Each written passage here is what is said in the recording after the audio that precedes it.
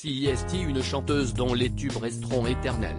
Décédée à 83 ans ce mercredi, Tina Turner a marqué le monde entier par ses shows incroyables, sa voix chaude et son interprétation unique. Un spectacle inoubliable qu'elle offrait même lorsque les conditions n'étaient pas réunies selon Jackie Lombard, qui a collaboré avec elle pendant de nombreuses années et qui s'est souvenu à l'annonce de sa mort de ses incroyables performances. The show must go on, une phrase qui lui a souvent collé à la peau.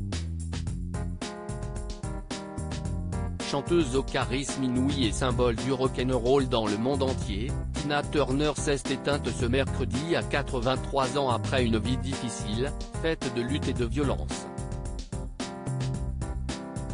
Notamment marquée par la maladie et la mort de ses deux fils, la chanteuse n'a cependant jamais flanché et s'est toujours consolée sur scène, où rien n'aurait pu l'empêcher d'aller. D'ailleurs, si est l'image que Jackie Lombard, sa productrice française de 1987 à 2009, retient d'elle, celle d'une femme capable de monter sur scène avec une sciatique qui la faisait souffrir le martyre.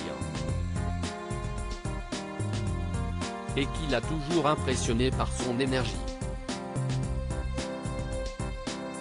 Elle avait fait un Stade de France en 2000, qui devait être le dernier concert en France, mais elle est revenue en 2009 et elle était dans une forme incroyable. C'était magique.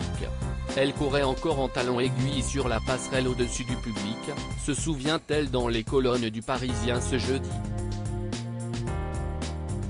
Et lorsque ce n'était pas son corps, très abîmé par les coups de son père puis de son premier mari Ike Turner, qui était le problème, CIST parfois la météo qui s'en mêlait. Mais là encore, pas question pour celle dont le vrai prénom était Anna Mae de renoncer au spectacle. Je garde aussi l'image d'elle en 1990 au château de Versailles, raconte Jackie Lombard, toujours pour nos confrères du Parisien. Un collier de pierre blanche. On avait installé un gradin dans la pièce d'eau des Suisses mais il y a eu d'énormes averses et le sol s'était affaissé.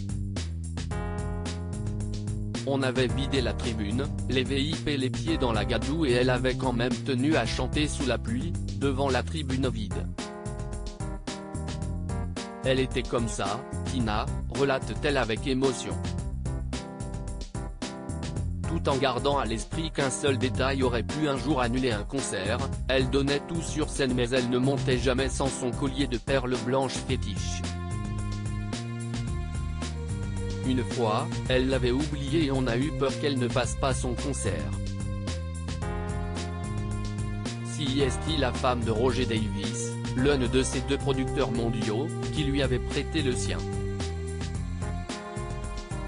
Une femme qui avait fini par prendre sa retraite après un ultime concert en France en 2009.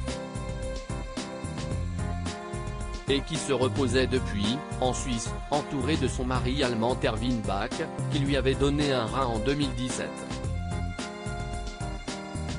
Et qui va manquer au monde de la musique, comme les centaines d'hommages le laissent entrevoir.